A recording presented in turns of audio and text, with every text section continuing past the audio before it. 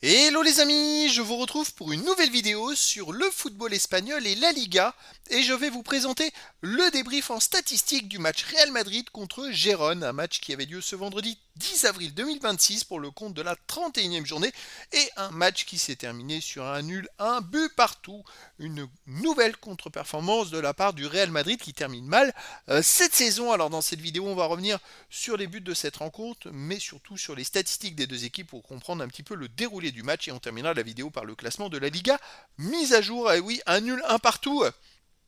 C'est pourtant le Real Madrid qui a ouvert le score par Valverde en début de deuxième mi-temps à la 51e minute. Il y avait 0-0 à la mi-temps.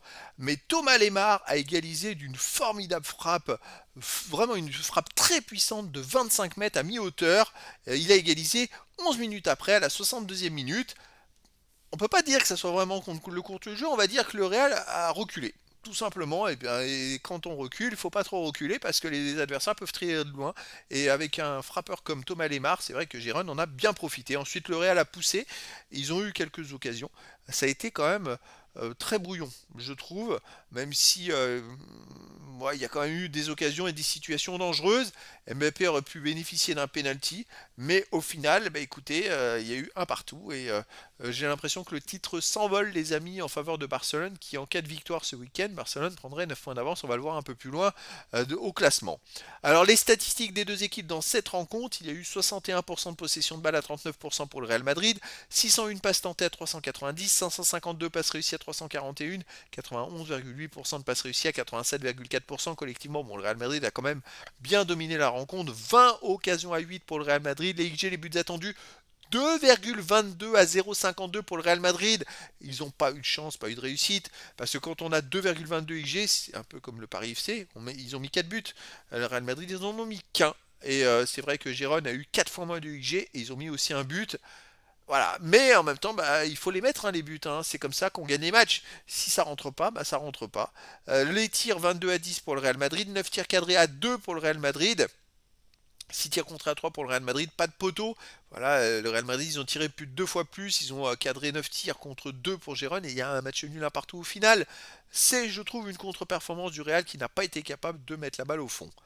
Les autres statistiques, 3 hors-jeu à 0 pour le Real, 10 corners à 1 pour le Real Madrid, 20 centres à 5 pour le Real Madrid, 8 interceptions à 3 pour Gérone.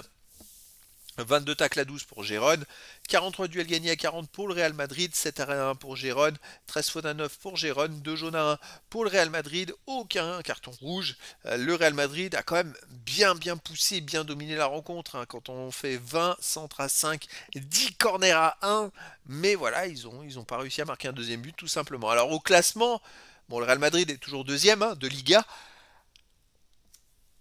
Ils ont 70 points en 31 matchs, 22 victoires, 4 nuls, 5 défaites, 65 buts marqués, 29 encaissés, plus 36 de différence de but. Ils ont 6 points de retard donc sur le Barça qui en cas de victoire prendrait 9 points d'avance et derrière il resterait que 7 matchs et 21 points possibles. Donc Barcelone extrêmement bien parti pour être champion.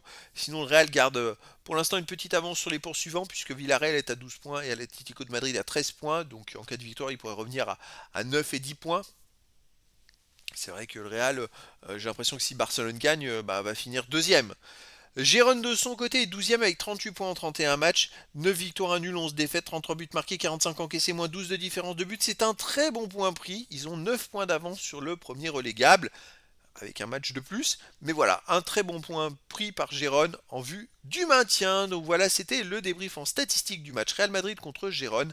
Un match qui s'est terminé sur un nul, un but partout. Voilà les amis, je vous dis à très bientôt pour une nouvelle vidéo.